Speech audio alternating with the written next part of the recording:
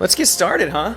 Welcome to my channel, Rat King Games. So today I am going to beat Pride and Joy Secret Boss on Final Fantasy VII Remake on hard, and a lot of people struggled with this, and the first time that I did it, I really struggled with it. Well, okay, let's talk about how to get to the secret boss for those of you who don't know how to do it right. Once you beat the game, you get this chapter select, and the only way to do Pride and Joy is through the Shinra combat simulator in chapter 17. Once you beat the Coliseum, 100% complete that, and then you have to come through and 100% complete the second Shinra combat simulator on hard mode, and you have to still be in hard mode in order, look, there's Red 13, and you still have to be in hard mode in order to get access to the Pride and Joy boss fight, and it is really, really difficult, even with level 50 characters and almost every item in the game. You need access to both elemental materias and the magnify materia. If you missed any of those through your first playthrough, I would highly suggest going back through and getting those. I'm just sipping on my coffee here this morning.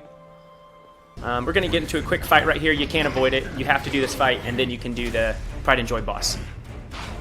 Someone's picking a fight. So go give him one already. And so this is where you get access to the boss fight. As soon as Barret and Red 13 clear this debris just in front of you, you get direct access to the boss fight. It's immediately after. So you do that first battle, which is really easy. You come here, and you're going to see, what's his name, Chadley, I think? Yeah, you see Chadley right here. He'll say some stupid stuff. But to get to Pride and Joy, you just walk straight across here past Chadley, take a left, and this is the Shinra combat simulator. The best team is, in my experience, it's Cloud, Tifa, and Aerith. I had Barret in there, and you can use Big Bertha on him, and the main benefit to using Barret is that with Big Bertha, you can do trade-off. If Barret takes a lot of damage, I think it's more than 1,000 at a time, he regains 4 MP. In the end, it turns out that Aerith's magic power is so high that even for a lower HP party that could die more easily, her healing is so much more powerful that it just makes it a lot better than using Barret as soaking up all that damage, because at the end of the day, what happens is, and the hardest part of this fight is Bahamut using Mega Flare. It's almost impossible to kill Bahamut before Mega Flare. I got really close one time, but it is damn near impossible to get through that fight without Bahamut using Mega Flare.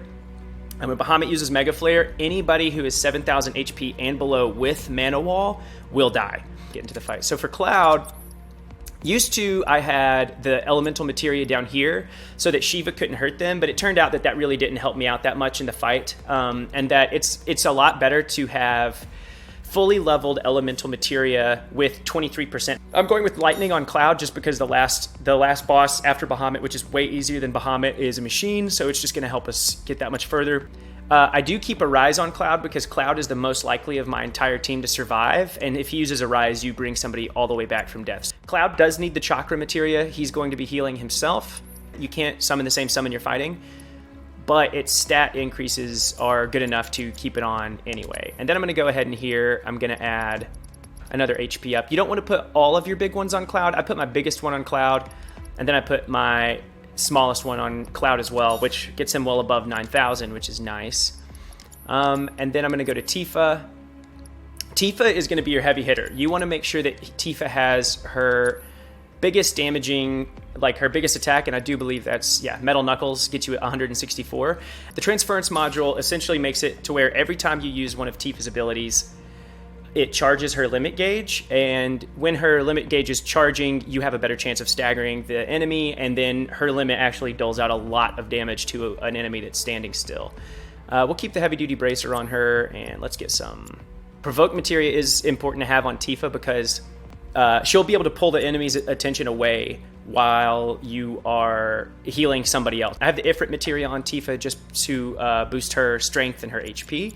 I also put the other elemental materia on Tifa just because, like I said, her and Cloud's main goals here are just to unload. I put Barrier on Tifa, and I'll let her be the one to cast Mana Wall because I don't use her MP at all, except to build Bahamut's Stagger Gauge and to put Mana Wall on your teammates, and it's important to know how many of those you have. Normally, I'll use 2 Mana Walls, which is, I think, 42 MP, and then 1 Fire Go, which will essentially deplete any MP that she has access to. And then let's get to the important one. It's Aerith. She has the full healing, which is important, and then we're going to do Magnify. And what we're going to do with that is at the very beginning of every single battle, she is going to cast Regen. It's so important that she casts Regen. We'll get her HP up to 5,000, which is just going to help us keep her alive. Her magic is up, her MP is up, her HP is up. She has the auto cure on for when I'm not using her. So she's looking really good right there. I'm really happy with that, except she needs the... Oh, she's got the healing Carcinet already. The Rune Armlet is best on her, in my opinion. And her Mithril Rod increases her magic the most, so I have the Mithril Rod. And then in addition, I have the Leviathan Materia just because it ups her MP and her magic just a little bit more. I think I'm going to put probably the championship belt on Cloud. That'll put him up, just make his attack worth a little bit more. And then one thing that I did forget on Aerith, she needs the first strike materia. It's important that she has that. If you put the first strike on Aerith, what that's going to let you do is cast Regen at the start of every single battle. So you'll go to the bottom here and you see it's a 7-star difficulty, and I think it's more like a 10. Here we go. So 700 is like really nothing. So I get in there with Cloud right away to try and get her attention on him, and then immediately I'm going to cast Regen on everybody with Aerith.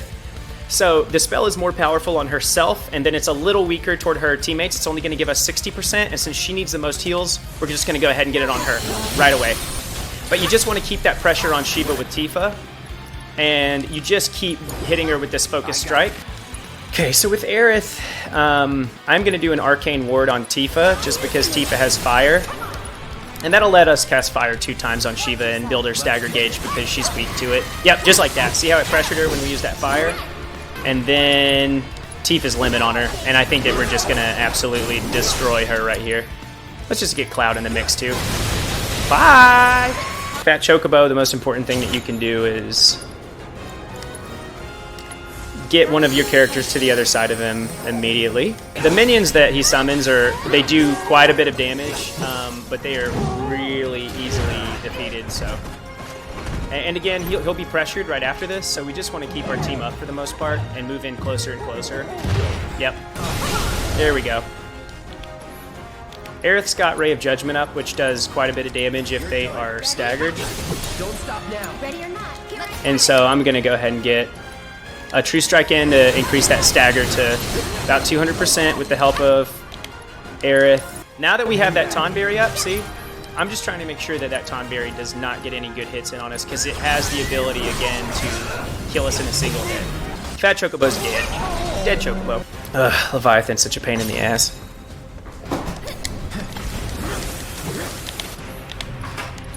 Getting Regen up right away. It'll come up out of here. Yep. Pretty easy to dodge if you keep moving, especially as Tifa. If you hit triangle on Tifa, it'll also get their pressure gauge up a bit. But since its pressure is so high, even if we're just doing a little bit at a time from here on out, we're still going to get a lot closer to it. I think it'll charge. Yeah, it charges Tidal Wave again. Let's do a focus strike on the noggin. And just get Cloud in there to stagger it. Yep, there you go. This move looks scary, but it's really not. It doesn't do that much damage. You just got to keep going for it. And then move somewhere where these tornadoes aren't, and you get a clear view of his noggin. There we go, like that. So those, as you can see, those tornadoes serve as a little barrier for him, which is just super ridiculous. There we go, and he's dead. Silly boss fight, but you got to do it to get to the Bahamut. All right, and immediately getting his attention off of Aerith, getting her to cast that Regen. The important thing on this battle is just switching back and forth. I try not to switch to Aerith in this fight, just because when he's going after Aerith, shit gets really difficult. Like, Cloud can take those Umbral Strikes, but Aerith just can't. I think that I'm going to go ahead and pray. Yep, just get our health back up. It's just, you just want to be constantly doling out damage with Cloud and Tifa and constantly healing up. If Cloud gets hit with that Umbral Aura, that's a win, because he can take it more than anybody else on your team can. Okay, so here we go. This is the moment when he's doing the countdown where you just want to get as much pressure on his ass as is possible. I'm just going to hit triangle on Tifa to try and build it. It builds it a lot, and it gets her focused strike up, and then I'm going to switch to Cloud while she's doing all that. Nah, we didn't really get him pressured, but we've got him below half, and he's only on 3, so that's good. He's getting ready to summon Ifrit. Ifrit's a little bitch, and so we're just going to we basically ignore Ifrit the entire time. Ifrit does not do as much damage as like the other full summons. So as soon as he does his next countdown, I'm going to start building Tifa up so that she can get Mana Wall up on it herself and Cloud, because it's important that they have it at the end of this fight. All right, so here's Tifa. I'm just trying to keep Cloud alive in this. That's really it. Cloud's got it up, but damn, he's low. So this is going to be tough. Cloud's going to come out with a very small amount of HP. Basically, an Umbral Strike or fucking anything is going to kill us, so I'm just going to hope I can finish him off with Ascension right here. Which I think I can. I do think I can finish him with Ascension. Come on, baby. Come on, Cloud. That's what I'm talking about. So you basically want to just hammer down on Bahamut as quickly as you can. If it's not as big a deal, I'm just going to get Cloud's thing up and then Arise Aerith. And there we go. That's the fight. That's easily the fight. Pride and Joy is just really nothing compared to Bahamut. It does do some big damage, but it doesn't do that much damage. We're going to keep the same strategy going that we had in the others, though, where it's just keeping one of them on one side and one on the other. He's doing that big, huge charge thing, but as far as I can tell, like, while it does hurt, as long as you keep your health up in this match, you really don't got any problems. There you have it. Now you got Goddardamn wrong. And we're safe. You can follow me on Twitch at Rat King Games or on Twitter at Rat King Games, whichever you prefer. And that's how you do it.